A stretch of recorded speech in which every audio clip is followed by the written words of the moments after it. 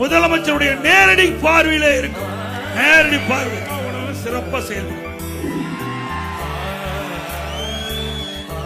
மண்மலைச்செம்மல் புரட்சித் தலைவர் எம்ஜிஆர் கண்ட கனவை அம்மா நிறைவேற்றினார்.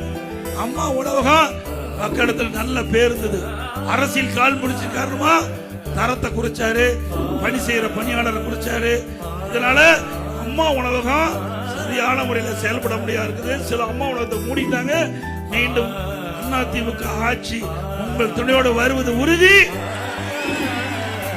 வந்தவுடன் எந்தெந்த அம்மா உணவகம் மூடப்பட்டதோ அதெல்லாம் திறக்கப்படும். தகுதியான பணியால் நியமிக்கப்படுவார். தரமான பொருள் வாங்கி கொடுக்கப்படும். ருசியான உணவு அம்மா உணவகத்தில் வழங்கப்படும். அதிமுக ஆட்சி அமைந்தவுடனே இந்த அம்மா உணவகம் முதலமைச்சருடைய நேரடி பார்வையிலே இருக்கும். நேரடி பார்வை.